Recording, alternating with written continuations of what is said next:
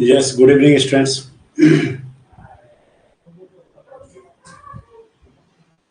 आज और कल में हम लोगों ने आरसीसी के क्वेश्चंस करने हैं। फिर हम लोग जो स्टील के दोनों चैप्टर्स हैं, फर्स्ट और सेकंड, उसको हम लोग उससे नेक्स्ट डे करेंगे। तो यहाँ पे जितने भी कंसेप्ट अभी तक आप लोगों ने पढ़े होंगे, अच्छी बात है। और जिन कंसेप्टों को आपने नहीं भी पढ़ा होगा, उनको भी हम लोग क्या कर देंगे, यहाँ पे रिविजन करा देंगे प्रॉपरली। बस बढ़िया से पढ़िएगा एक एक कंसेप्ट को, ठीक है। सभी को आवाज आ रही है और दिखाई दे रहा है? एक बार यस और नो कर दीजिए।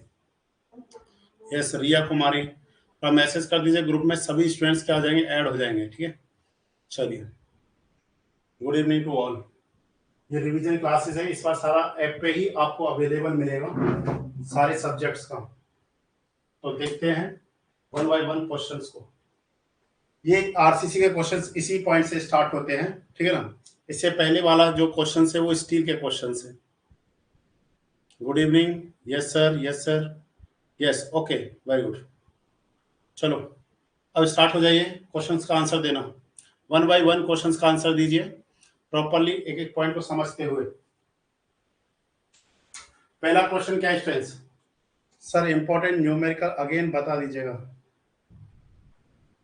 अब आज से क्लास स्टार्ट हो गया ना, 6 तारीख तक क्लास चलेगा, जब तक आपका एग्जाम नहीं हो जाएगा। न्यूमेरिकल सब कुछ बता देंगे, टेंशन मत लीजिए।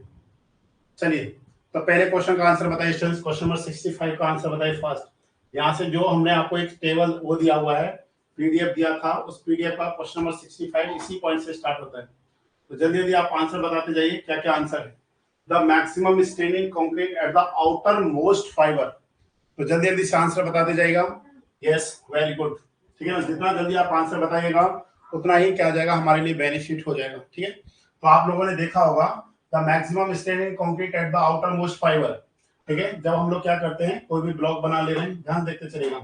जैसे हमने क्या बनाया, कोई भी ब्लॉक बनाया और इस तरीके का, suppose this is the beam, इस तरीके का एक बीम है और इसमें हमारे पास क्या है, सपोज एक न्यूट्रल एक्सिस है इस तरीके का, ठीक है। न्यूट्रल एक्सिस हो गया और यहाँ पे जो स्ट्रेन वेरिएशन है, स्ट्रेन का जो वेरिएशन है वो हमारे पास क्या, कुछ इस तरीके का स्ट्रेन वेरिएशन है। देखिएगा ध्यान से, यहाँ पे हमने क्या कर रखा है, रेनफोर्समेंट इस तरीके से, और यहाँ पे ये जो स्ट्रेन इस तरीके का होता है, मैक्सिमम स्ट्रेन का वैल्यू कितना होता है, 0.0035 होता है। प्लीज रिमेंबर दिस पॉइंट, ठीक है। ये सभी का आंसर क्या होना चाहिए, क्लियर होना चाहिए। तो which option is the correct answer? इसका सी ऑप्शन क्या आएगा हमारे पास, करेक्ट आंसर आएगा। कंक्रीट के आउटर मोस्ट फाइबर पे जो मैक्सिमम स्ट्रेस का वैल्यू होता है, वो सॉरी स्ट्रेन का जो वैल्यू होता है वो हमारे पास किसके इक्विवेलेंट होता है, 0.0035 के क्या हमारे पास इक्विवेलेंट है। चलिए, ये का सभी को कांसेप्ट क्लियर हो गया। Next question number 66, the maximum strain in the steel. तो नेक्स्ट क्वेश्चन का आंसर बताइए, maximum strain in steel at failure. भाई ये जो स्ट्रेन आ रहा है यहाँ पे, ध्यान से देखना, एक पॉइंट इंपॉर्टेंट। जैसे हम लोग यहाँ पे देखेंगे स्टूडेंट्स कि ये जो स्ट्रेन है हमारे पास यहाँ पे, ये स्ट्रेन किसमें है, स्टील में। यहाँ पे तो ठीक है, ये तो हो गया हमारे पास स्ट्रेन किसमें है, ये स्ट्रेन होता है कंक्रीट में, ठीक है। This is the compression zone, this is the tension zone. तो जो ये स्टील है इसमें जो टेंशन होगा वो डेड डेड डेड डेड में इस तरीके से करते हैं। ध्यान देना, इसमें जो स्ट्रेन आएगा सिग्मा एस टी, इसका जो मैक्सिमम वैल्यू है वो किससे कम नहीं हो सकता है, ये कहने का मतलब है। तो हम लोग कहेंगे जो इसका मैक्सिमम वैल्यू है वो किससे कम नहीं हो सकता है, वो हमारे पास होगा एफ वाई अपॉन में 1.15 ई एस प्लस में 0.00 कितना होता है स्टूडेंट्स, 2 होता है। तो इसका करेक्ट आंसर कौन सा आएगा, वेरी नाइस। तो इसका करेक्ट आंसर आ जाएगा A option is the correct answer, F y upon में 1.15 ई ए। इसको हम लोग दूसरे तरीके से ऐसे भी लिख सकते हैं, एक्चुअल में ई एस आएगा ये, ठीक है ना। ई एस मतलब होता है modulus of plasticity of steel, ठीक है। इसको आप ऐसे लिख सकते हैं 0.87 एफ वाई अपॉन में ई एस प्लस में 0.002। इस तरीके से भी आप अपना आंसर क्या कर सकते हैं, मेंशन कर सकते हैं, ठीक है। ये हमारे पास क्या आ जाएगा, इसका करेक्ट आंसर आएगा। The maximum strain steel at the failure is 0.87 FY upon ES plus में 0.002 के इक्विवेलेंट होता है, ठीक है। तो ये दोनों क्वेश्चंस क्लियर हो गए आपको, बहुत फेमस क्वेश्चंस हैं। स्टील में सॉरी कंक्रीट में देखेंगे आउटर फाइबर पे मैक्सिमम स्ट्रेन कितना होता है, 0.0025 होता है। बट वही अगर आप स्टील में देखेंगे तो वहां पे हमारे पास क्या होता है, FY अपॉन 1.15 ES या 0.87 आप सभी को पता होना चाहिए जो 1/15 है ये किसके बराबर होता है, ये 0.87 के इक्विवेलेंट होता है। यहां तक आपको क्लियर हो जाना चाहिए। Next question stress design stress 4 Fe415 के रिस्पेक्ट में बताओ। तो देखिए स्ट्रेस एक पॉइंट आपने क्या रखना है, यहां पे ध्यान देना है, design stress it is equivalent what, ये किसके बराबर होता है, पहले तो हमको ये पता होना चाहिए। Design stress it is equivalent characteristic stress, ठीक है ना, ये हो जाएगा हमारे पास कैरेक्टरिस्टिक स्ट्रेस या कैरेक्टरिस्टिक स्ट्रेंथ। एक बात ही कह सकते हैं आप, कैरेक्टरिस्टिक स्ट्रेस या फिर कैरेक्टरिस्टिक स्ट्रेंथ अपॉन में पार्शियल सेफ्टी फैक्टर ऑफ, किसका पूछा है इन्होंने, ठीक है, स्टील का, तो ये हो जाएगा स्ट्रेस पार्शियल सेफ्टी फैक्टर, ठीक है, partial safety factor of steel. अब बताओ हमारे को सभी स्ट्रेंथ को रिजल्ट्स पता होने चाहिए। What is the partial safety factor, बताओ जल्दी से। Partial safety factor for steel, बताओ क्या होगा हमारे पास, partial safety factor for steel, this is how much, कितना होता है स्ट्रेंथ, 1.15 होता है। नेक्स्ट है स्ट्रेंथ हमारे पास पार्शियल, ठीक है ना, partial safety factor for concrete, तो बताओ कितना होता है हमारे पास, कंक्रीट के लिए कितना होता है, ज्यादा होता है, दिस इज हाउ मच, 1.5 होता है। ये सभी स्ट्रेंथ को रिजल्ट्स क्या होने चाहिए, बिल्कुल क्लियर होने चाहिए। Partial safety factor for steel, partial safety factor for concrete. कभी कभी एग्जाम में पूछा भी जाता है कि भाई कंक्रीट का ज्यादा क्यों होता है, क्योंकि आप सभी को पता है कंक्रीट को हम लोग साइट पे बनाते हैं, वहां पे एनवायरमेंटल कंडीशंस नहीं उतनी हो पाती है जो हमको चाहिए, जबकि जो स्टील है उसे हम लोग कहाँ पे बनाते हैं, वर्कशॉप में बनाया जाता है, एनवायरमेंटल कंडीशन उसके अकॉर्डिंग क्रिएट की जा सकती हैं। और दूसरा हेट्रोजीनियस मिक्सचर्स होता है जो हमारे पास कंक्रीट होता है, कई सारे रीजंस हैं जिसके लिए हम लोग ज्यादा लेकर के चलते हैं। अब आप खुद बताओ डिजाइन स्ट्रेस, जब भी आप बात करेंगे डिजाइन स्ट्रेस का, तो design stress it is the ratio of the characteristic stress to the क्या होता है, पार्शियल सेफ्टी फैक्टर। तो दोनों के रिस्पेक्ट में आपको क्लियर हो गया, ठीक है स्ट्रेस। नेक्स्ट एक और हम लोग देख रहे हैं third point is the factor of safety for concrete, sorry for steel, बताओ जल्दी से, factor of safety of steel बताओ। नेक्स्ट है हमारे पास factor of safety for concrete, बताओ स्ट्रेस क्या होता है हमारे पास, ये फैक्टर ऑफ सेफ्टी है स्ट्रेस, इसको हम लोग किस में लेते हैं, ध्यान देना, इसको हम लोग WSM में लेते हैं, वर्किंग स्ट्रेस मेथड में। कौन सा कोड होता है हमारे पास, IS 2, कौन सा हमारे पास IS, ये जाएगा 4561978 के अकॉर्डिंग होता है, ठीक है, IS 4561978 के अकॉर्डिंग होता है WSM मेथड में। Factor of safety for steel is how much strength, तो yes Shruti your answer is wrong, ठीक है ना, तो आपने ध्यान देना है factor safety for steel this is how much, this is 1.8 होता है, and factor safety of concrete 3.0 होता है। यहाँ पे सिलेबस में नहीं है, ठीक है ना, this is not mention in your syllabus, but हम लोग इसको किस में लेकर चलेंगे, हम इसे किस में, वर्किंग स्ट्रेस मेथड, यहाँ पे सिलेबस में नहीं है, ठीक है ना, इसलिए इस पॉइंट को आपने क्या रखना, ध्यान देना है। तो factor of safety partial factor से ज्यादा होगा, खुद से सोचो, आपने जो आंसर बताया 1.1 1.15 फैक्टर ऑफ सेफ्टी, एक तो है पार्शियल फैक्टर ऑफ सेफ्टी, एक है फैक्टर ऑफ सेफ्टी, तो ऑब्वियसली बात है फैक्टर ऑफ सेफ्टी क्या रहा होगा, ज्यादा रहा होगा ना पार्शियल सेफ्टी फैक्टर से, तो वो स्टील के केस में कितना होता है 1.8 होता है, एंड कंक्रीट के केस में कितना होता है 3.0 होता है। देखिए 1.8 1.15 से ज्यादा है, 1.5 से कम हो ही नहीं सकता था, ठीक है ना, तो वर्किंग स्ट्रेस में नहीं है। और ये जो हम लोग पढ़ रहे हैं स्ट्रेस, ये हम लोग पढ़ते हैं LSM में, LSM लिमिट स्टेट मेथड, इसमें पढ़ते हैं हम लोग, लिमिट स्टेट मेथड में हम लोग पढ़ते हैं।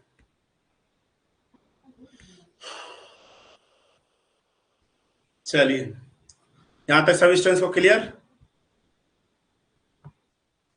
ओके, ये सारे पॉइंट्स आपको याद हो जाने चाहिए, एक एक पॉइंट में याद कर लीजिए।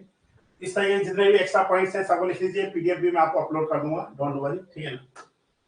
नेक्स्ट क्वेश्चन है, ध्यान से देखिए, limiting depth of neutral axis is correspond to, limiting depth किसके रिस्पेक्ट में हम लोग लेके चलते हैं, balance section, unbalance section, over reinforcement section, और दिए गए हमारे पास नन ऑफ दिस, तो करेक्ट आंसर क्या आएगा, ये आएगा हमारे पास बैलेंस सेक्शन होता है। Limiting depth of neutral axis, इसे हम लोग बोलते हैं एमयू लिम बोलते हैं, सॉरी एक्सयू लिम, और इसको हम लोग एक्सयू मैक्स भी बोलते हैं। इस पॉइंट को हमने क्या रखना है, ध्यान देना है, ठीक है। जो बैलेंस सेक्शन में हम लोग limiting depth of neutral axis को कॉरेस्पॉन्ड करके चलते हैं। आपने देखा होगा, देखिए ध्यान से एक एक पॉइंट समझते हुए चलिएगा। जैसे कोई हमारे पास एक बीम है, ठीक है ना, और बीम का जब हम लोग क्या देख रहे हैं, यहाँ पे स्ट्रेन डायग्राम देख रहे हैं इस तरीके का, this is the strain diagram, ठीक है ना। यहाँ पे हमने क्या कर रखा है, रिइंफोर्समेंट प्रोवाइड कर रखा है। इसके रिस्पेक्ट में हम लोग देखेंगे यहाँ पे, ठीक है। ये हमारे पास हो गया जैसे सपोज न्यूट्रल एक्सिस, ठीक है। ये हमारे पास कितना एक्सट्रीम फाइबर, यहाँ पे हमारे पास देखिए 3 केस बनेंगे।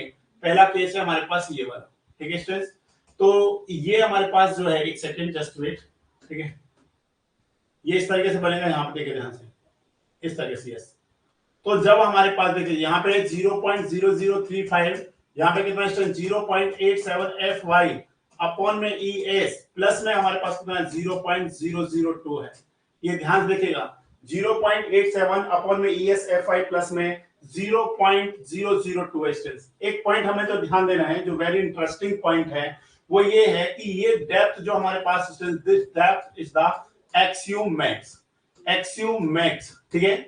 अगर हमारे पास जो स्ट्रेन है वो पहले किस में डेवलप हो जाए, स्टील में डेवलप हो जाए, और उतना स्ट्रेन किस में डेवलप नहीं होता है, कंक्रीट में डेवलप नहीं होता है। कुछ इस तरीके का देखिएगा ध्यान से, ये वाला जो हमारे पास है, ये किसको बता रहा है, ध्यान देखिए ये वाला। तो यहाँ पे ये हमारे पास किसका आएगा, एक्सयू का आएगा। ये अंडर रिइंफोर्समेंट में होता है। क्या होता है, अंडर रिइंफोर्समेंट में जो एक्सयू का वैल्यू होता है वो एक्सयू मैक्स से कम होता है। बट यही जब आप ओवर रिइंफोर्समेंट में देखिएगा, तो ओवर रिइंफोर्समेंट में कुछ इस तरीके का होता है। तो ओवर रिइंफोर्समेंट में ये हमारे पास होता है एक्सयू मैक्स, ठीक है। This is the एक्सयू max. तो हमारे पास कंडीशंस हैं, ठीक है। अगर एक्सयू किसके बराबर है, एक्सयू मैक्स के बराबर है, तो ये किसको बताता है स्ट्रेन, दे बैलेंस सेक्शन को बताता है। किसको बता रहा है, बैलेंस सेक्शन को। एक्सयू अगर ग्रेटर देन है स्ट्रेन किससे, एक्सयू मैक्स से, एक्सयू ग्रेटर देन एक्सयू मैक्स है, तो it represent over reinforcement section है। अगर हमारे पास एक्सयू लेस देन है एक्सयू मैक्स से, तो स्ट्रेन ये किसको रिप्रेजेंट करता है, ये अंडर रिइंफोर्समेंट को बताता है। किसको बता रहा है, अंडर रिइंफोर्समेंट को बताता है। ये सारे पॉइंट्स आपको क्लियर हो जाने चाहिए, ठीक है। अंडर रिइंफोर्समेंट को बताता है। तो which option is the correct answer, A option is the correct answer. चलिए, किसी भी स्टूडेंट्स को कोई भी डाउट हो, डिस्कशन हो, आप आराम से कर सकते हैं। किसी भी स्टूडेंट्स को छोटा सा भी डाउट है, आप आराम से पूछिए, ठीक है ना, कोई दिक्कत वाली बात नहीं है। अब आज कितना तारीख है, 26 है, 26, 27, 28, 29, 30, 31, 1, 2, 3, 4, 5, 11 दिन क्लास चलेगा, प्रॉपरली क्लास चलेगा। 2 घंटे क्लास चलेगा, 3 घंटे क्लास चलेगा, टेंशन नहीं लेना, ठीक है। चलिए, तो ये हमारे क्लियर हो गया, यहाँ पे कोई दिक्कत वाली बात नहीं है, ठीक है ना। ये जल्दी से कर लीजिए। The moment of resistance of the balance section, बताओ क्या आएगा हमारे पास, balance section. The moment of resistance of balance section is given by, देखिए स्टूडेंट्स प्लीज रिमेंबर, आंसर क्या है वो हमने ध्यान देना है। देखिए यहाँ पे उन्होंने बैलेंस सेक्शन लिख करके जरूर दिया है। तो बैलेंस सेक्शन में फॉर्मूला क्या होता है हमारे पास, बैलेंस सेक्शन में तो 3 वैल्यूज होती है हमारे पास, एमयू लिम का 3 रिजल्ट्स होते हैं। कौन कौन सा याद करो, वहां पे होता था 0 पॉइंट, याद आ रहा है आपको, आ रहा होगा 0.148 FCK BD स्क्वायर, यस और नो। दूसरा हमारे पास था 0.138 FCK BD square. Next strength 0.133 FCK BD square, ये हमारे पास था। ये किसके लिए हम लोग यूज करते थे स्ट्रेंथ, Fe250 के लिए। दिस इज यूज्ड Fe250, ठीक है। ये वाला किसके लिए यूज करते थे, Fe415, और ये वाला किसके लिए यूज करते थे स्ट्रेंथ, Fe500 के केस में करते थे। एक्चुअल में तो ये वाला रिजल्ट है, परंतु ऐसा तो कोई ऑप्शन में दे नहीं रखा है। तो ऑप्शन में अगर ऐसा नहीं दे रखा है, तो उस केस में फिर हम लोग क्या करें, तो उस केस में हम लोग आपको यहाँ पे बता रहे हैं, आपने ये वाला रिजल्ट याद रखना है। ये जस्ट एमयू की बात कर रहा है, ठीक है, अल्टीमेट मूवमेंट की बात कर रहा है, ठीक है। एक्चुअल में मूवमेंट नहीं होता है, MOR होता है, मूवमेंट ऑफ रेजिस्टेंस की बात कर रहा है। तो ये हो जाएगा 0.87, बाकी तो कोई है नहीं, तो हम लोग यही लेके चलेंगे 0.87 FY AST in bracket D minus 0.42XU के इक्विवेलेंट होगा। तो बताओ विच ऑप्शन इज करेक्ट,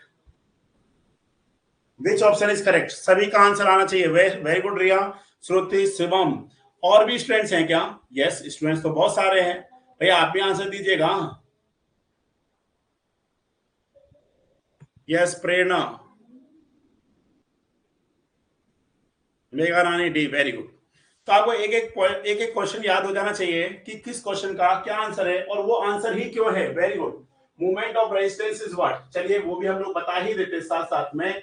अगर आप फॉर्मूला भूल भी गए तो स्ट्रेस मूवमेंट ऑफ रेजिस्टेंस का सिंपल सा रिजल्ट क्या होता है, हम लोग यहाँ पे लिखेंगे कंप्रेसिव फोर्स, ठीक है ना, कंप्रेसिव फोर्स मल्टीप्लाई में क्या आएगा बताओ, कंप्रेसिव फोर्स मल्टीप्लाई में लीवर आर्म होता है, स्ट्रेस लीवर आर्म होता है।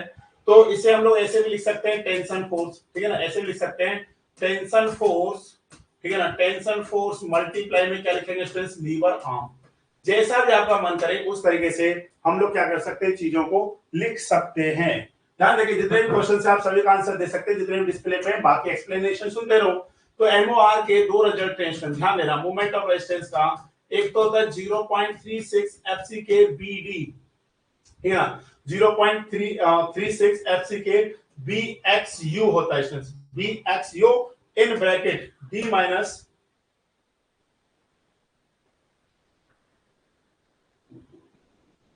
0.42xu, ठीक है, एक तो ये रिजल्ट है। और दूसरा हमारे पास जो रिजल्ट है वो है 0.87 FYAST in bracket d minus 0.42x। Please remember strength, ये हम लोग अंडर रिइंफोर्समेंट में यूज करते हैं। नेक्स्ट है strength 4 over reinforcement section, 4 over reinforcement section. तो बताओ जब भी हमारे पास ओवर रिइंफोर्समेंट है तो देखिए अभी हम लोगों ने यहाँ पे बोला था आपको, क्या बोले थे हम लोग, अगर XU का वैल्यू XU मैक्स से ज्यादा आता है it represent the over reinforcement section, ठीक है। If XU greater than XU max, अगर XU का वैल्यू XU मैक्स से ज्यादा आता है it represent what, it represent the ये रिप्रेजेंट कर रहा है स्ट्रेंथ यहाँ पे हमारे को किसको रिप्रेजेंट करता है, ओवर रिइंफोर्समेंट सेक्शन को बताता है। तो XU equal to XU max it represent the strength balance section, ठीक है, ये बताएगा हमारे पास balance section. Okay students, XU less than XU max, अगर XU का वैल्यू XU मैक्स से कम है it represent the under reinforcement, ठीक है, अंडर रिइंफोर्समेंट सेक्शन, ठीक है स्टूडेंट्स। अगर हमारे पास XU greater than XU max it represent the over reinforcement section, ठीक है। तो ये ओवर रिइंफोर्समेंट सेक्शन को रिप्रेजेंट कर रहा है। तो विच ऑप्शन इज करेक्ट, 71 का सी ऑप्शन एकदम क्या होगा, करेक्ट होगा। नेक्स्ट है श्रुति 72, ध्यान देखिए, the moment of resistance of an over reinforcement section is taken as. तो बताओ जब भी हमारे पास मोमेंट ऑफ रेजिस्टेंस की बात कर रहे हैं, MOR की बात कर रहे हैं, तो याद करिए स्टूडेंट्स जब भी हमारे पास ओवर रिइंफोर्समेंट सेक्शन होता है तो इट इज इक्विवेलेंट व्हाट, इसको हम लोग MU लिम के ही इक्विवेलेंट लेकर के चलते हैं। हमने आपको बताया था कि अगर हमारे को चेक करना है, पहले तो हमको चेक करना होता है कि सेक्शन कैसा है, अंडर इन्फोर्समेंट है, ओवर इन्फोर्समेंट है, बैलेंस सेक्शन। कभी भी बैलेंस सेक्शन तो नहीं आता है, ठीक है ना, चेक करते हैं तो XU equal to XU max तो कभी नहीं आएगा। आप चाहे कितने ही क्वेश्चन सॉल्व कर लीजिए, या तो XU lesser than XU max होगा या XU greater than XU max होगा। If XU is greater than XU max तो उस केस में भी हम लोग जब ओवर इन्फोर्समेंट हो जाता है तो उसमें रीडिजाइन किया जाता है। बट अगर वो आपको बोल रहा है कि find the moment of resistance, और वो आपको मोमेंट ऑफ रेजिस्टेंस फाइंड करने के लिए बोलेगा, that time we consider MOR it is equivalent किसको जाएगा, MU लिम के इक्विवेलेंट होगा। 72 का सी, वेरी गुड, ये एकदम क्या है, सभी का आंसर एकदम क्या है, सही है। चलिए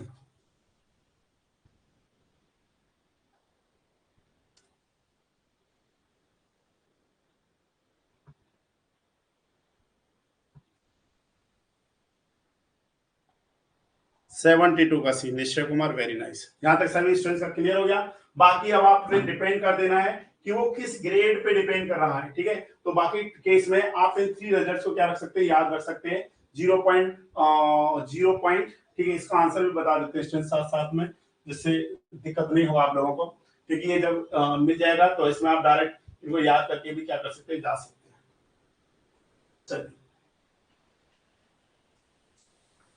Yes, students. Next है doubly reinforcement sections are provided by। देखिए students, doubly reinforcement sections हम लोग तब प्रोवाइड करते हैं जब बीम का width और डेप्थ क्या होते हैं, रेस्ट्रिक्टेड होते हैं। मतलब देखिए विड्थ को तो वैसे भी नहीं बढ़ा सकते, अगर विड्थ को बढ़ा रहे हैं इसका मतलब है कि आप आउटर जा रहे हैं, और डेप्थ का मतलब होता है कि जैसे अगर आप डेप्थ बढ़ा देंगे, एक्चुअल में देखिए होता क्या है, ध्यान से देखिएगा। जैसे हमारे पास MU है, MU, ठीक है, या फिर जैसे MU मतलब होता है WL²/8, या फिर हम लोग इसको ऐसे लिखते हैं, ध्यान से समझने की कोशिश करना, WUL²/8, ठीक है। ये हो गया MU due to external load, ठीक है, इट इज डेवलप, ठीक है, it is due to external load. और ये तो किसके कारण आ रहा है, एक्सटर्नल लोड के कारण आ रहा है, जिसमें हम लोग लाइव लोड, डेड लोड, ठीक है ना, या फिर जितना भी एक्सल लोड आ रहा है उन सब के कारण हम लोग लेकर के चलते हैं। ध्यान से देखना, it is due to external load. अब एक होता है हमारे पास MOR। MOR क्या होता है स्टूडेंट, ध्यान से देखिएगा। MOR का मतलब होता है कि जो हमारे पास क्या हो रहा है, ध्यान से देखिएगा भाई, जो भी स्टूडेंट्स आंसर देना वो क्वेश्चन को जरूर मेंशन करके दिया करिए। अब पता नहीं चलेगा किस स्टूडेंट्स ने क्या आंसर दिया है, किस क्वेश्चन का आंसर दिया है, तो इसको थोड़ा सा ध्यान में रख करके दीजिए, ठीक है। जैसे देखिए MOR का रिजल्ट देखिए, आप जो भी आप फॉर्मेट लिखना चाहते हैं, जैसे अगर हम लोग 0.87 FY या AST in bracket D - 0.42 XU, ठीक है, या फिर इसमें छोड़िए डब्ल्यू ओवर रिइंफोर्समेंट है ना, तो हम लोग MU लिम वाला रिजल्ट देखेंगे यहाँ पे। एक सेकेंड, तो यहाँ पे हमारे पास आ जाएगा MU लिम, ठीक है, तो ये हो जाएगा 0. मतलब हम लोग वही लिख देते हैं Q इंटू ये, एक सेकेंड, इसको लिखेंगे Q FCK BD², ठीक है, ठीक, एक सेकेंड और इसको हम लोग लिखेंगे QBD², ठीक है ना, QBD² के इक्विवेलेंट होता है, ठीक है। अब जो Q का वैल्यू है, जो Q हमारे पास है, इसके तीन रिजल्ट्स हैं, जैसे क्या हमारे पास 0.148 FCK, फिर 0.138 FCK, और क्या हो जाएगा 0.133 FCK। इसको हम लोग Q से रिप्रेजेंट करते हैं। हम लोग कह रहे हैं कि जो MU लिम है वो डायरेक्टली प्रोपोर्शनल टू क्या BD पे डिपेंड कर रहा है, इसमें डिपेंड करता है स्ट्रेंथ B एंड D पे डिपेंड कर रहा है। अब आप खुद सोचो, अगर मेरे पास डब्ल्यू रिइंफोर्समेंट कब आता है, जब MU ग्रेटर देन क्या हो जाता है, MU लिम होता है। जब MU का वैल्यू, जो हमारे पास क्या अल्टीमेट मूवमेंट का वैल्यू मूवमेंट ऑफ रेजिस्टेंस से क्या होता है, ज्यादा होता है, उस केस में डब्ल्यू रिइंफोर्समेंट की क्या होती है, उत्पत्ति होती है। अब आपके माइंड में एक क्वेश्चन आ रहा होगा कि सर अगर MU लिम से ज्यादा है तो ही डब्ल्यू रिइंफोर्समेंट पे जा रहे हैं, इसका मतलब हम लोग MU लिम की वैल्यू को इंक्रीज भी तो कर सकते हैं ना। कैसे इंक्रीज कर सकते हैं बताओ, कि सर अगर हम लोग ग्रेड ऑफ कंक्रीट को सेम रखें, स्टील भी सेम रखें, अगर हम लोग वेट और डेप्थ, ठीक है, ध्यान देखिए, अगर मैं B का वैल्यू को मैं इंक्रीज कर देता हूं और D का भी वैल्यू अगर मैं इंक्रीज कर देता हूं, तो मेरा MU लिम का वैल्यू बढ़ जाएगा, और एक टाइम ऐसा आएगा कि MU बराबर किसको हो जाएगा, MU लिम, या फिर MU लेसर हो जाएगा MU लिम से, तो फिर तो मेरा सिंगल रिइंफोर्समेंट हो गया। पर प्रॉब्लम इज हियर, यहाँ पे दिक्कत ये है कि इस केस में आप विड्थ और डेप्थ को क्या नहीं कर सकते, बढ़ा नहीं सकते ना। आपने कभी कोई भी ऐसा स्ट्रक्चर नहीं देखा होगा कि जो डेप्थ ऑफ बीम है उसको बढ़ा करके वो यहां तक ला दी गई है। अब बताओ आप कैसे देख पाइएगा आगे वाले में, आजकल तो बहुत छोटे छोटे डेप्थ के बीम रहते हैं, ठीक है ना।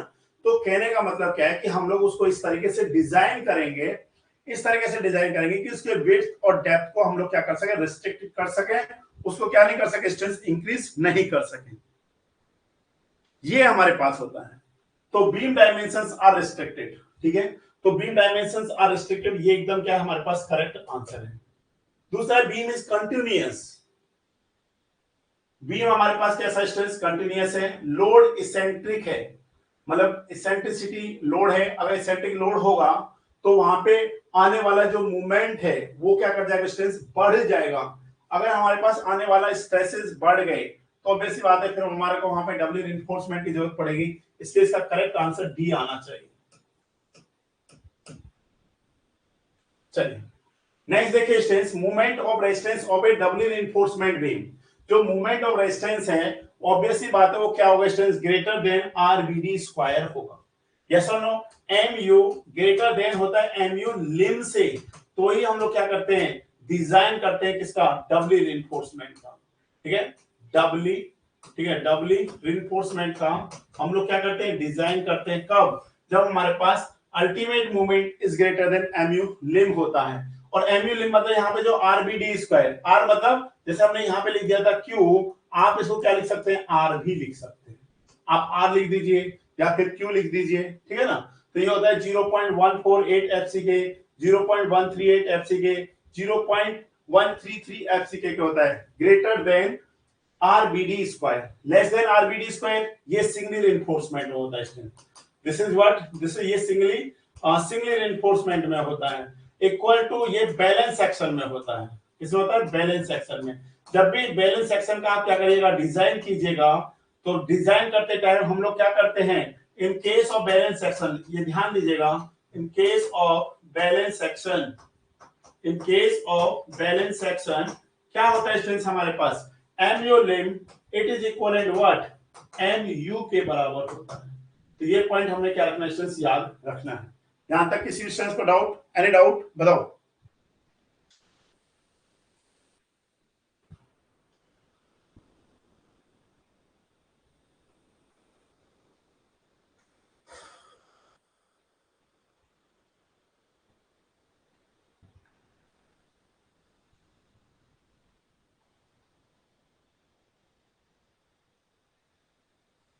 सालू कुमारी, धीरज, रिया, मनोहर, Shivam, Megha, Shruti, Nishchay Kumar, no sir, very good. चलिए यहां तक सभी को क्लियर हो गया।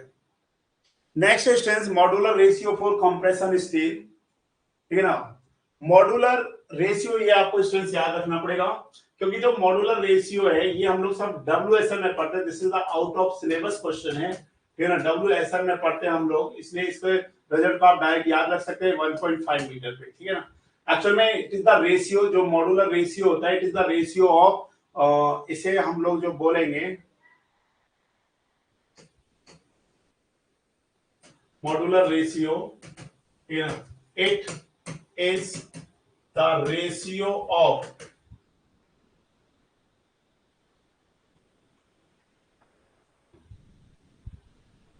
एक सेकंड, कोड है,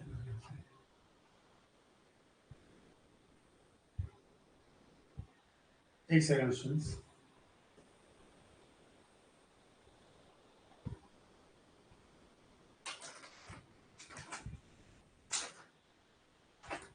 एक्चुअल में ये हमारे को डब्ल्यूएसएम दे रखा है, डब्ल्यूएसएम मेथड में थोड़ा कोड देखें, कोड कहां पर रख दिया, just wait it.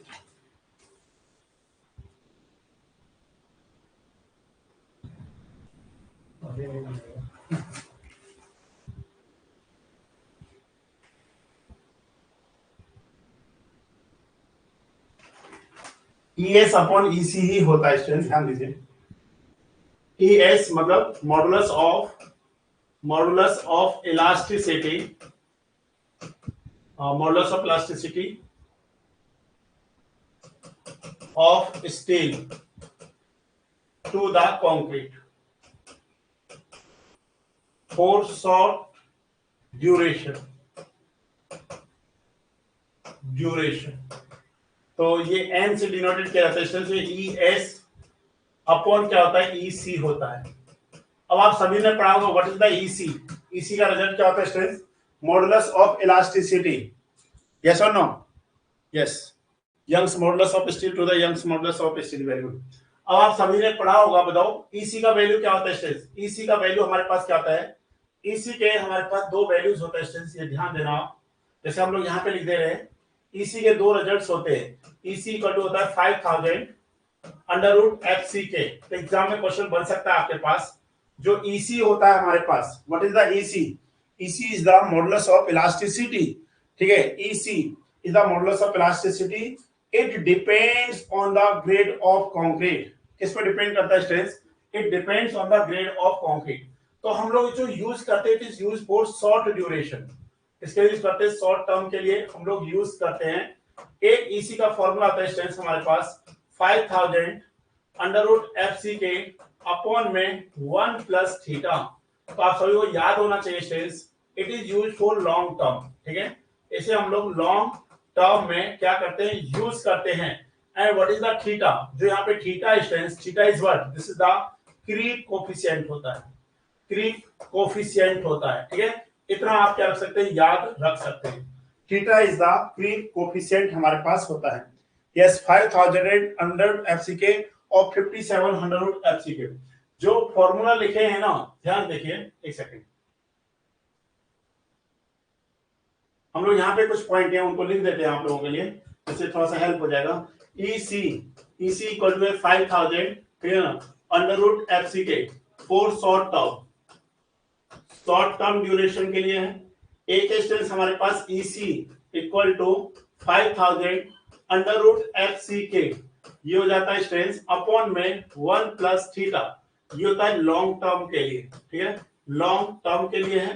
Theta is what, this is the creep coefficient, ठीक है ना, क्रीप कोफिशिएंट। अब एग्जाम में एक क्वेश्चन और भी बनता है, क्रीप के कारण, क्रीप इज डेवलप, क्रीप क्या होता है, एक creep, what is the creep, creep ध्यान देखिएगा, यहीं से क्वेश्चन पे क्वेश्चन बनता चला जाता है। Creep it is a time dependent strain, ठीक है, टाइम डिपेंडेंट स्ट्रेन होता है। It is caused due to dead load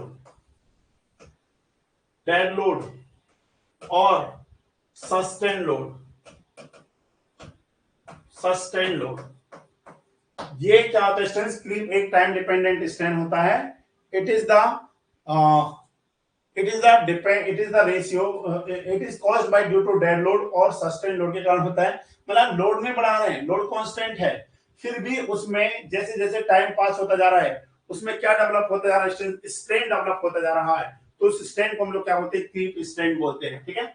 एक फॉर्मूला जो अभी लिखा है शिवम ने, EC equal to 57 under root FCK, ये काफी बार ऑब्जेक्टिव क्वेश्चन फ्रेम होता है स्ट्रेन, ये जो रहता है ये किसके कारण रहता है, ध्यान दीजिए 5700 अंडर रूट एफसीके, ठीक है, ये है एज पर IS 456 और 1984 के अकॉर्डिंग है, ठीक है, सॉरी 1978 के अकॉर्डिंग है, 1978 के अकॉर्डिंग होता है।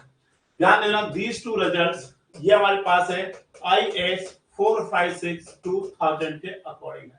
तो जैसे अभी हम लोगों ने बात किया मॉड्यूलर रेशियो का, तो M इक्वल टू क्या स्टेंस, ES बाय EC।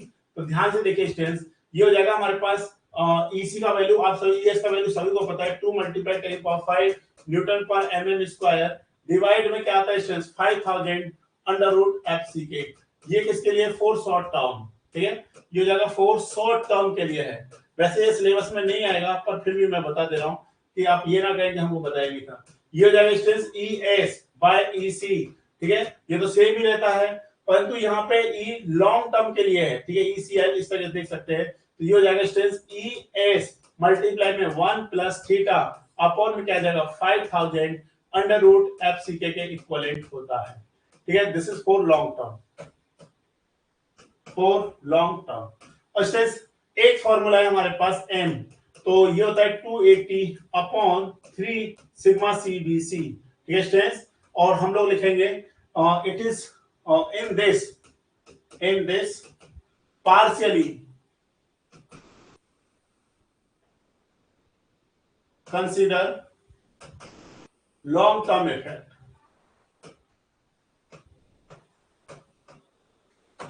ये है एज पर IS 456 2000 and what is the sigma CBC, ठीक है, सिग्मा CBC होता है FCK बाय 3 अप्रोक्सीमेट, ये हमारे पास।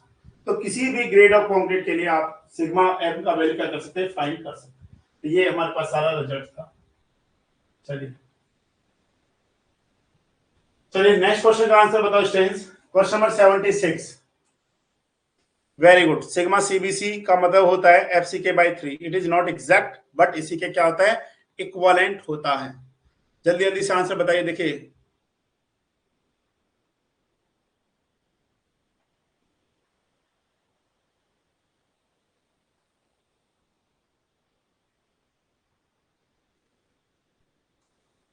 क्वेश्चन नंबर 76 का आंसर क्या आएगा, क्वेश्चन नंबर 76 का आंसर है students the maximum amount of compression reinforcement in doubly reinforcement beam. तो आप सभी को याद आ रहा होगा, very good, of the gross area 0.04 BD, very nice.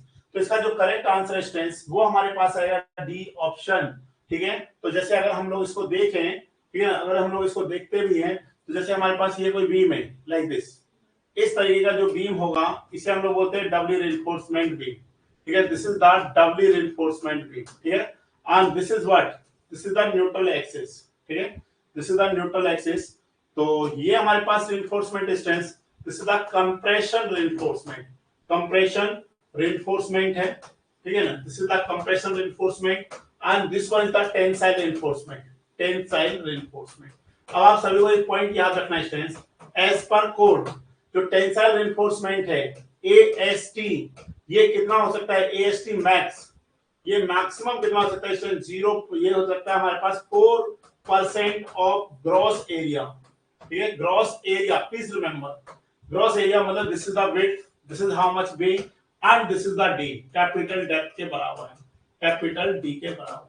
तो हम लोग कहेंगे 4% of gross area, it means what, 0.04 b, sorry b d, b and क्या होगा स्टूडेंट्स, डी के बराबर होगा। यही अगर आप कंप्रेशन रिइंफोर्समेंट में बात करते हैं, this is donated bye ASC. अगर आप मैक्स की बात करेंगे तो दिस इज आल्सो कितना होता है, 4% ऑफ क्या स्टूडेंट्स, ग्रॉस एरिया है, 4% ऑफ ग्रॉस एरिया, तो हो जाएगा 0.04 मल्टीप्लाई में कितना आ जाएगा, बी इंटू डी के बराबर होगा।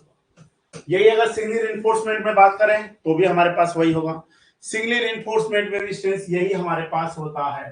ठीक है, और आपसे पूछा जाए स्ट्रेंथ बताओ एएसटी मिन कितना होगा, एएसटी मिन का वैल्यू बताओ क्या होता है, what is the formula of AST मिन। अगर मिनिमम जो रिइंफोर्समेंट प्रोवाइड की जाती है इन केस ऑफ द बीम, तो बताओ वो हमारे पास वैल्यू किसके बराबर होता है, फास्ट।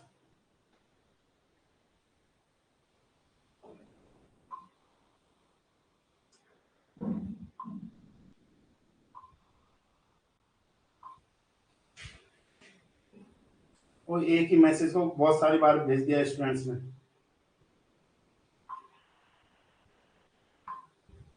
उसको देख करके चेक करके भेज देते हैं कि 1.5 का क्या है झमेला। चलिए कोई दिक्कत नहीं। तो मिनिमम जो रिइंफोर्समेंट है स्ट्रेंथ वो हमारे पास कितना है, 0.85 b d upon F y. Very nice. तो आपको ध्यान रखना स्ट्रेंथ एएसटी मेन ये किसके होता है, 0.85 upon F y equal to क्या होता है स्ट्रेंथ, बी पॉइंट डी होता है। तो ध्यान देना, तो एएसटी मेन का अगर आपको वैल्यू पता करना है, ये हो जाएगा 0.85 बीडी अपॉन में क्या होगा स्ट्रेंथ, एफ वाई होगा। तो जब आप मिनिमम की बात करेंगे तो डेप्थ भी कौन सा होगा, मिनिमम डेप्थ, या मतलब डेप्थ होता है। सर पीडीएफ सेंड कर दीजिएगा, नहीं तो फिर से देखना पड़ेगा। ओ ऐसे क्या माना हुआ है, नहीं देखने की जरूरत नहीं पड़ेगी अब आपको।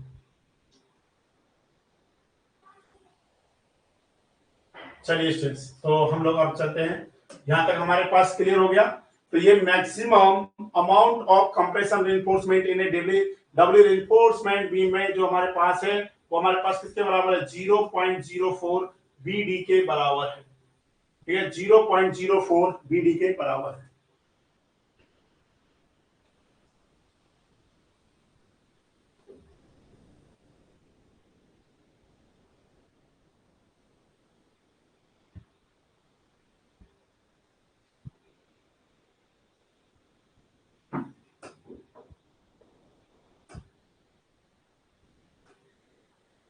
चलिए स्टूडेंट्स, इसका आंसर बताइए फास्ट।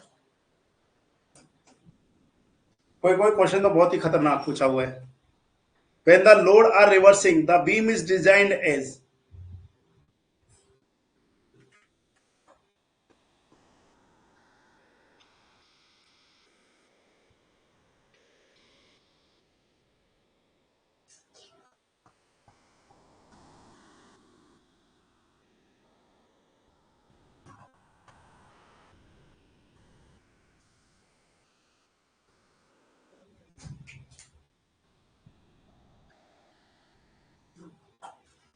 बताइए स्टूडेंट्स, इस क्वेश्चन का आंसर क्या आएगा, when the loads are reversing. थोड़ा देखना पड़ेगा हमको भी क्या है इसका आंसर।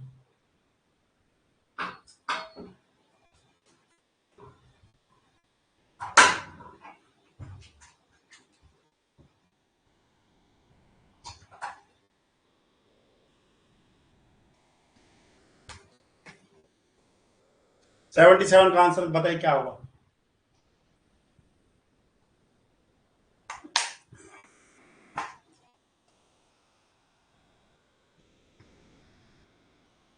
ऐसा तो सिलेंडर ने सीरीज पे पढ़े थे, एक बार चेक कर लेते हैं क्या आंसर आ रहा होगा इसका। When when the load are reversing.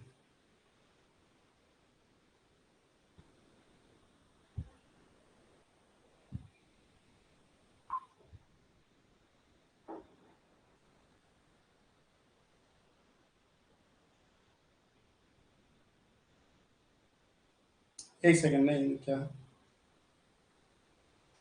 क्या आंसर दिए हैं? शिवम का आंसर है बी, डब्ल्यू रिइंफोर्समेंट। अच्छा, और बुक में आंसर क्या दिया है? बी। बुक का तो कुछ भी आंसर रहता है। When a stress reversal occurs when a given element load carrying member is subject to certain level of tensile stresses, same level of compressive stresses, repeated and reverse. इसका answer ढूंढिएगा तो कुछ मिलेगा ही नहीं।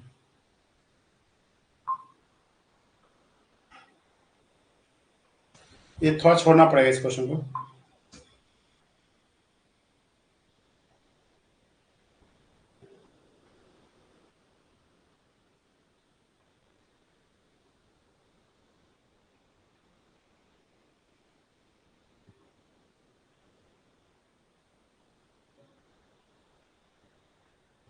डबली रिइंफोर्समेंट। और देखिए girls बोल रही हैं डी और बॉयज बोल रहे हैं बी।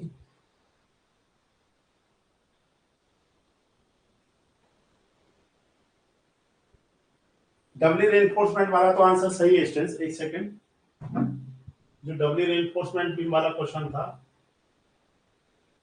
हो गया वो, इसका जो आंसर आएगा वो डी आंसर बिल्कुल सही है, ठीक है ना। इसका डी आंसर बिल्कुल क्या सही है। इसका मैं एक्सप्लेनेशन और अच्छे से आपको सेंड कर दूंगा अभी, ठीक है ना।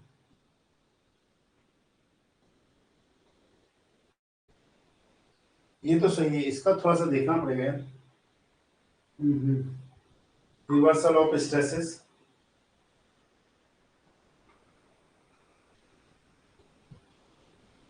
चलिए इस क्वेश्चन को थोड़ा छोड़ देते हैं अभी।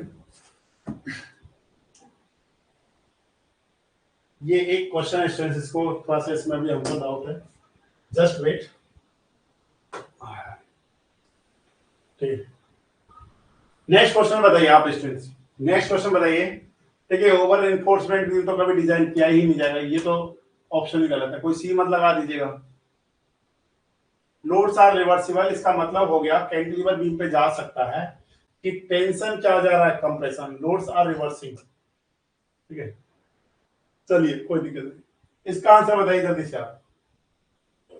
78 का तो बहुत सिंपल है, बताइए 78 का क्या आंसर आएगा। What is the correct answer of 78?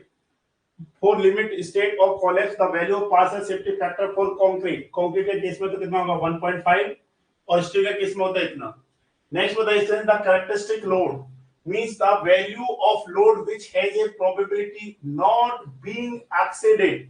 तो स्टूडेंट्स ये क्वेश्चन ध्यान देना आपको, एक एक नंबर में जो है ना 4 नंबर में आता है कैरेक्टरिस्टिक्स लोड, कैरेक्टरिस्टिक्स स्ट्रेंथ के बारे में पूछा जाता है। तो दोनों के केस में आपने क्या रखना है, ध्यान देना है। तो कैरेक्टरिस्टिक लोड में क्या आंसर आएगा, इसमें भी 95% आता है, उसमें भी 95% आता है, ठीक है ना। दोनों में हमारे पास क्या आता है, सेम आंसर आता है, ठीक है ना। The characteristics load means the value of load which has a probability not being exceeded during the lifetime of the structure। मतलब 5% लोड ही ऐसे हो सकते हैं जो उस पर्टिकुलर लोड से क्या हो सकते हैं, ज्यादा हो सकते हैं। Only 5% load, 50%। निश्चय Kumar your answer is very very wrong, ठीक है ना। 95% होता है, ठीक है ना। तो इसका आंसर आएगा correct answer C option. C option is the correct answer. यही अगर हमारे पास स्ट्रेंथ देखिए ध्यान से, अगर होता characteristic strength means the value of stress, ठीक है ना, which has probability more than या एक्सीड कितना होता है, 95% होता है। Next question, partial safety factor for material steel in limit state method. तो भैया इस बार किसमें पूछा है इन्होंने, ये ध्यान देना, स्टील में पूछ कर क्या आया है। तो स्टील में कितना होता है 1.15 होता है। तो अब तो ये हमारे को याद हो गई, ये रिपीटेड कंसेप्ट रहते हैं, इसकी कोई टेंशन वाली बात नहीं। फिर से वही आ गया हमारे पास, for limit state of college the value of partial safety factor for concrete कितना आएगा, 1.5 आएगा।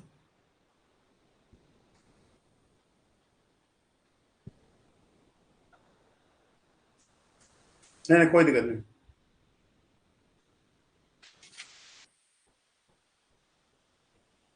Next is the partial safety factor for steel is designed. Limit state of collapse, limit state of serviceability, both of them इसका क्या distance answer आएगा। Question देखिए ध्यान से, limit state of collapse. तो जैसे हमारे पास क्या है एलएसएम, इसको हमने दो पार्ट्स में पढ़ा है। कौन कौन से स्टेट ध्यान से देखिएगा। एक तो है हमारे पास लिमिट स्टेट ऑफ कॉलेप्स, कौन सा हमारे पास लिमिट स्टेट ऑफ कॉलेप्स, और दूसरा हमारे पास क्या है limit state of serviceability.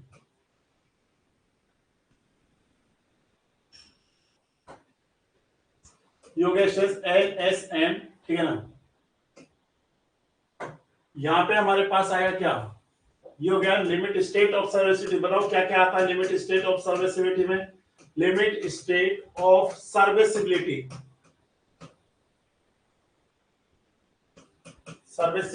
Serviceability, और ये होता है strength limit state of collapse. बताओ लिमिट स्टेट ऑफ कोलैप्स में क्या आता है, काफी बार क्वेश्चन पूछा जाता है। तो लिमिट स्टेट ऑफ कोलैप्स, बताओ limit state of collapse, limit state of serviceability. तो हमें ध्यान देना है कोलैप्स में हमारे पास क्या आता है स्ट्रेंथ, इसमें आता है बेंडिंग, तो फ्लेक्सुरल मेंबर, ठीक है ना, फ्लेक्सुरल मेंबर, या फ्लेक्सुरल मेंबर नहीं है फ्लेक्सुरल, या फिर हम लोग ब्रैकेट में लिखेंगे बेंडिंग, ठीक है स्ट्रेंथ। दूसरा क्या आएगा शियर, तीसरा क्या आता है टॉर्जन, चौथा होता है स्ट्रेंथ कंप्रेशन। मतलब ये ऐसी चार हैं जिनके कारण फ्लेक्सुरल, टॉर्जन, शियर, कंप्रेशन, जिसके कारण क्या डेवलप होता है स्ट्रेंथ, जिसके कारण कोलैप्स होता है कोई भी स्ट्रक्चर। नेक्स्ट है लिमिट स्टेट ऑफ सर्विसिबिलिटी में स्ट्रेंथ, इसमें क्या आता है सबसे पहले नंबर पर होता है डिफ्लेक्शन, सेकंड नंबर पे क्रैकिंग, थर्ड नंबर पे फायर रेजिस्टेंस,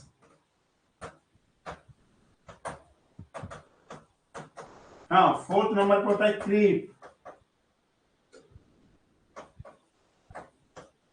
ये क्वेश्चन स्ट्रेंथ काफी बार एग्जाम में पूछे जाते हैं। Serviceability, deflection, vibration, yes vibration, cracking, vibration,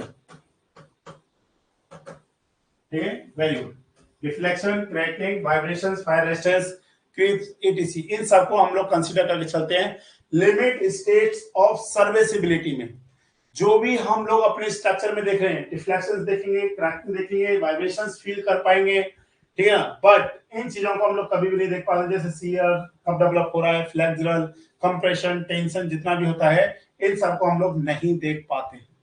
ये पॉइंट हमको क्या है अच्छे से समझ में आ जाना चाहिए, ठीक है ना। तो इस तरीके से हम लोग चीजों को देखते हैं। एक पॉइंट को पढ़ते हुए चलिए बढ़िया से।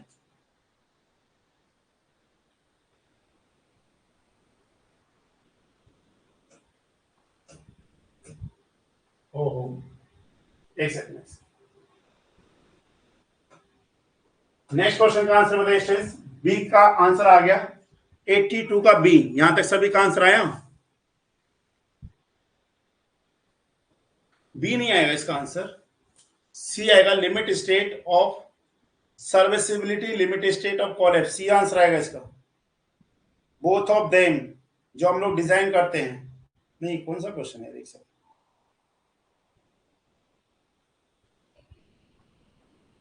क्वेश्चन क्या है, मैं क्वेश्चन गलत लिख दिया शायद मैंने।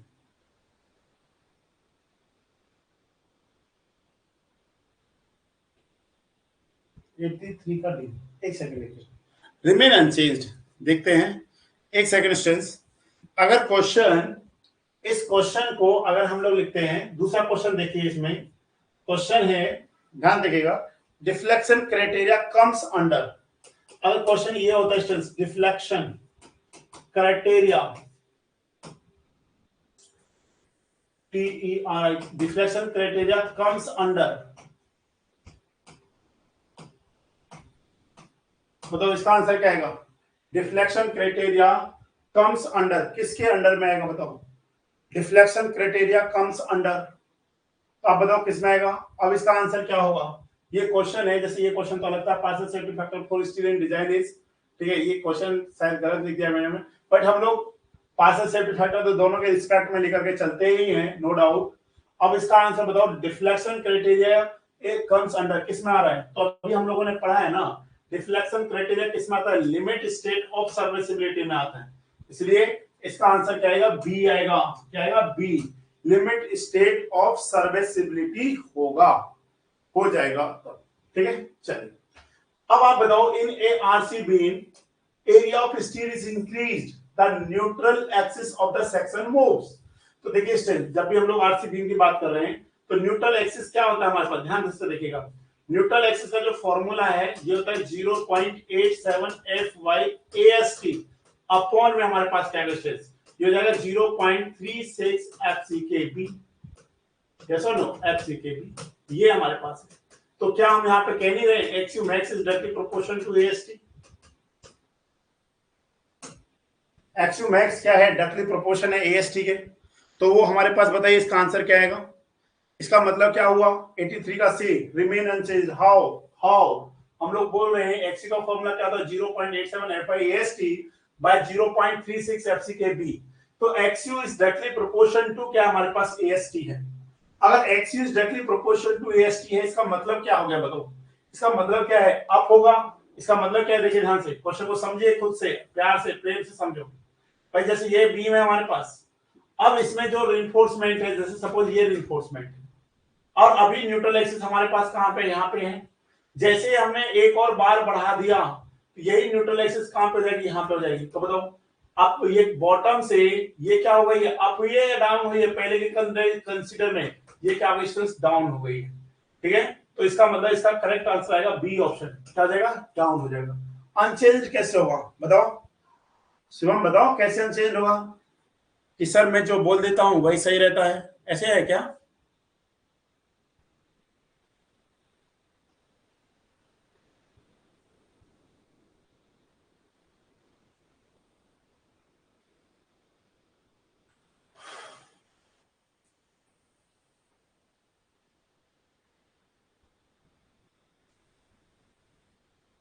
नेक्स्ट क्वेश्चन बताइए स्टेज, क्वेश्चन नंबर है 84, spacing of स्टीरअप्स,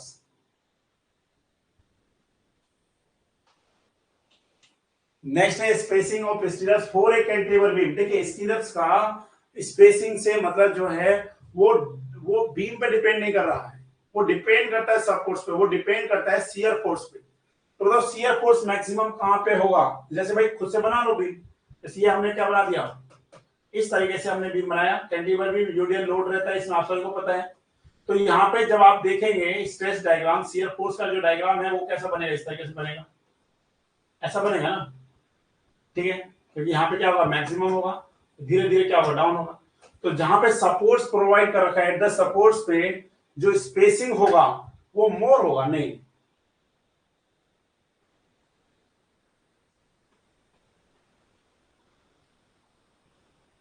same in all place, नहीं शियर फोर्स सबसे ज्यादा कहां पे है, the spacing of shears for a cantilever beam is more,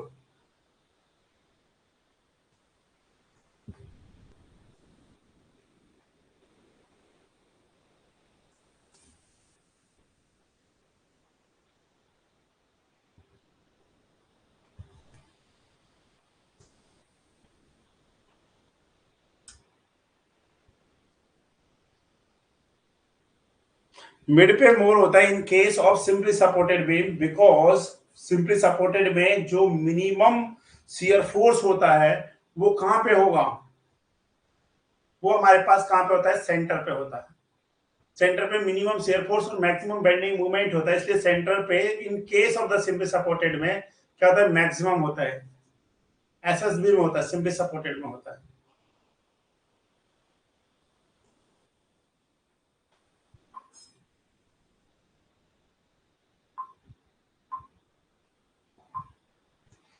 चलिए इसको यहीं तक करते हैं, नेक्स्ट क्लास में इसकी क्वेश्चन से हम लोग क्या करेंगे, स्टार्ट करेंगे।